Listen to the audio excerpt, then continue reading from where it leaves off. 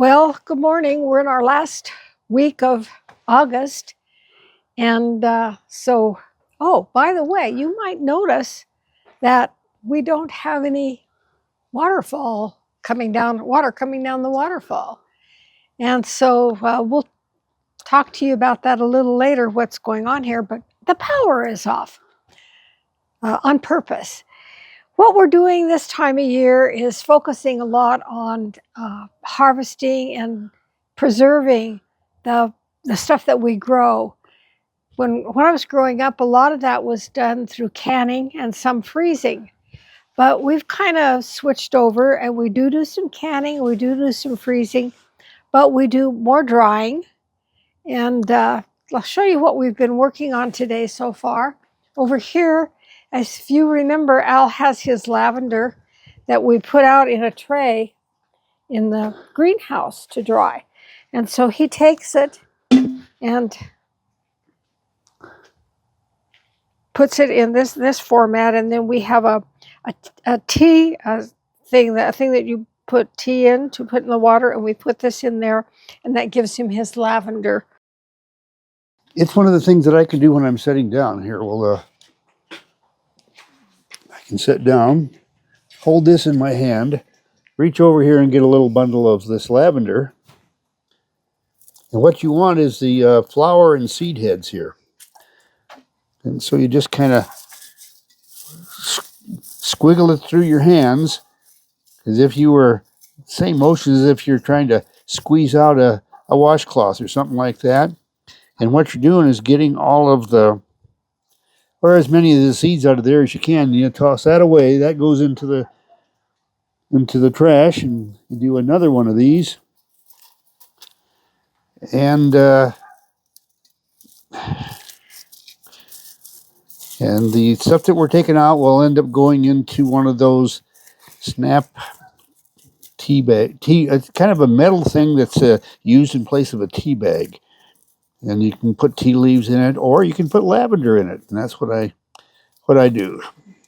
And that really helps with the cramps. And I'll just set this aside and take the camera from Gretchen so that we can wander now over to The garden. The garden, because that's where some fun stuff is going on.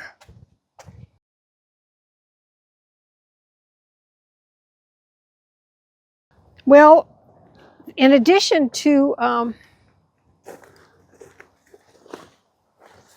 that stuff, we've got some green beans. As you can see, we did kind of a crisscross and allowed the pole beans to climb up, and then they kind of hang down, and it makes them easy to pick. Just like these right here, they just hang right down there for you to grab them.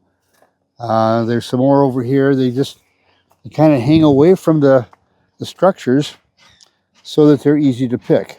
We do have to dive in the center some. Here's some more. This has gotten to be kind of a jungle. But the crisscross arms, I think, are a success in that they allow the beans to kind of hang down in the walkway. So we can just... Here's another big bundle right there. These darn pole beans that we have seem to come in groups of 3 and 4, don't they? Yeah. Yeah, there's some little ones coming. We've got a lot of... have a bunch here in about a week. A lot of blossoms. This is what we've picked so far today. Yeah. There's some more right here.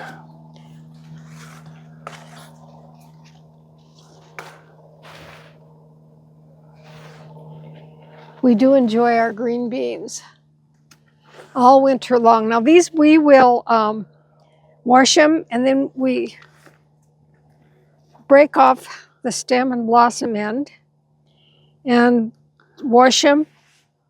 Then we scald them in some water shortly and lay them out on a cookie sheet so they're individually frozen, and we put them in a gallon Ziploc. So when we want green beans, we just reach in and grab a handful. Yeah, they're all frozen individually, so it makes it real easy to get them out of that Ziploc bag. So let's go in and take a look at the freeze dryer and what we're doing in there.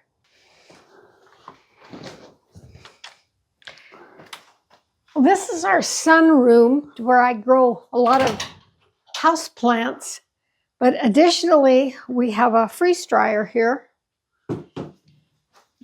And it's not working right now since the power's off, but we do have some diced tomatoes in there. And when we get done with them, this is what they look like. You know, they look like pieces of styrofoam tomato, except they a little bit of water and they're back exactly like they were before they were frozen and dried. We do tomato sauce, tomatoes, and then we freeze dry a lot of other things. A lot of our raspberries, blueberries.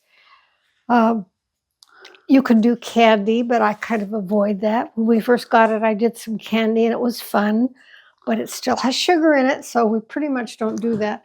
We mostly freeze dry stuff that we use over the winter. A lot of times we'll make a large dinner with a lot of leftovers, and you take the leftover, like beef stew, you take a leftover beef stew and put it in the freeze dryer, and then you package it up into packages, again, like this, and you've got beef stew to take camping, or if you just want a quick meal in the evening, you throw some water in it in the microwave and you're done.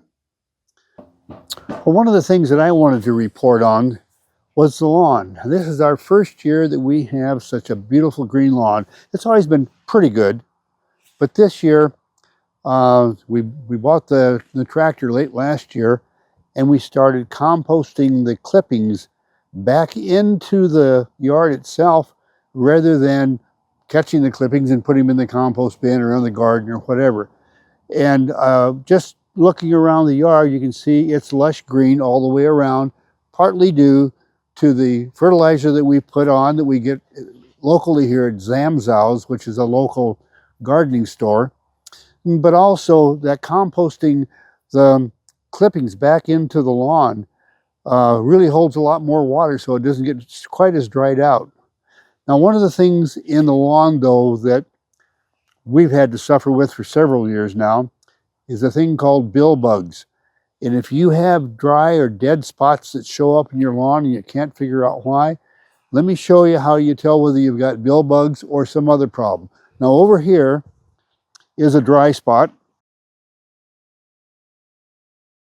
And this is, if I pull on this grass, it doesn't come up because it's got, even though it's dying or dead, it's got roots. But now over in this direction, we have another one. I want to show you the difference. And that's the first time in all the years we've been here that bill bugs have shown up in this section of the yard.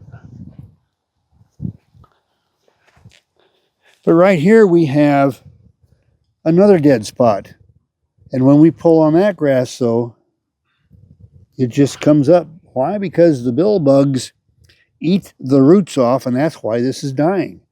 It just comes up in clumps. That's because of the bill bugs. Well, I've already applied the poison that we use, and it's an insecticide. It's called Biffin LP. Just Google it online. I'll put the name in print on screen so you can look it up. We got ours on Amazon, but it's available at a whole lot of different places. Now, the reason the power is off is because several years ago we added 20 solar panels to the roof, and we've been supplementing our power with sun-generated electricity.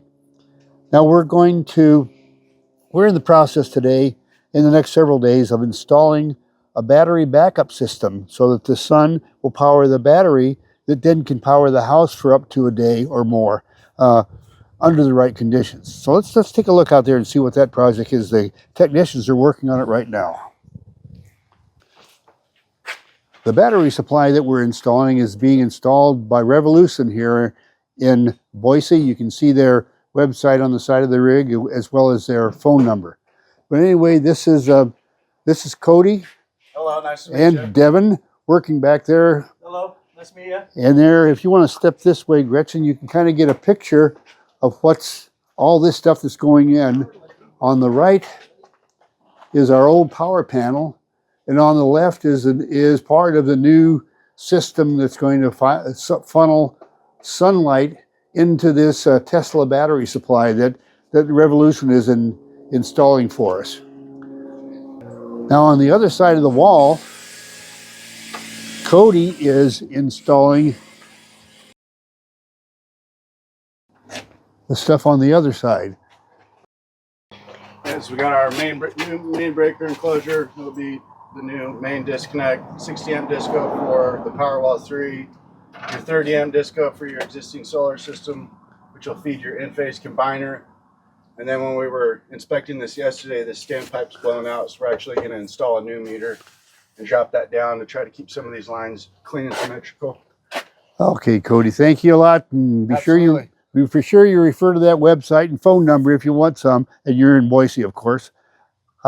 Question, is Revolution all over the country or just here in Boise? Well, we started in Hawaii. That's where the biggest branch of our company kind of started. Josh Powell, the CEO of Revolution, he's an Idaho native. He moved over to Hawaii years ago, and that's where they started the company. We got a branch in Boise, and we're also building a branch in Coeur d'Alene. So like me and Devin and some of my coworkers, we've been traveling up to Coeur d'Alene and doing work in Coeur d'Alene and then Washington as well. Hey, great. Well, we'll let you get back to it, but thanks for your time. Awesome. Thank you, sir. You bet. Have a good day. You bet. Well, that's it for today, folks. Thanks so much for joining us. We'll see you next week. Maybe we'll even have power then coming from the sun.